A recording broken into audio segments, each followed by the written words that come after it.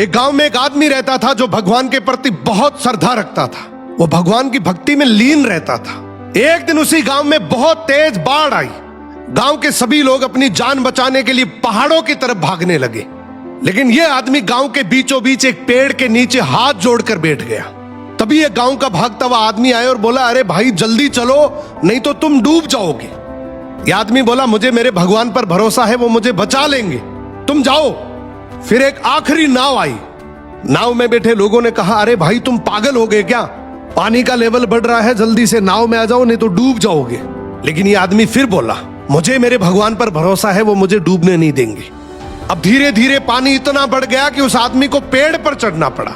तभी एक आखिरी रेस्क्यू के लिए हेलीकॉप्टर आया और उसके सामने एक रस्सी फेंकी और कहा कि जल्दी से रस्सी पकड़कर ऊपर आ जाओ, नहीं तो डूब जाओगे, पूरा गांव जलमग्न हो चुका है। यह आदमी गुस्से में बोला, मैंने बोल दिया ना, मुझे मेरे भगवान स्वयं बचाने के लिए आएंगे, मुझे मेरे हाल पर छोड़कर तुम यहां से चले जाओ। अब पानी ज्यादा बढ़ने की वजह से वो पेड़ भी डूब गया और इस आदमी की मृत्यु हो गई। आदमी ऊपर जाकर बोलता है, भगवान मैंने आपसे ये उम्मीद नहीं करी थी, मैंने तो आपकी इतनी भक्ति करी, इतने यज्ञ करे, इतना दान पुण्य किया और आपके ऊपर अटूट भरोसा किया, फिर भी आप मुझे बचाने के लिए नहीं आई।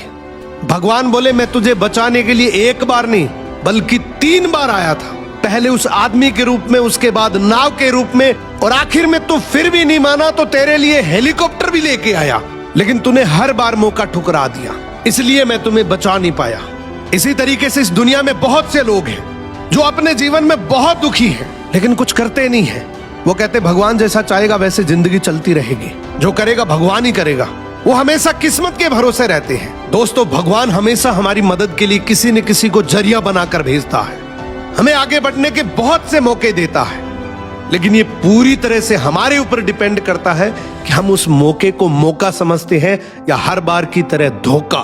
कई बार अपॉर्चुनिटी खुद हमारे दरवाजे पर चलकर आती है, लेकिन हम उसे ठुकरा देते हैं।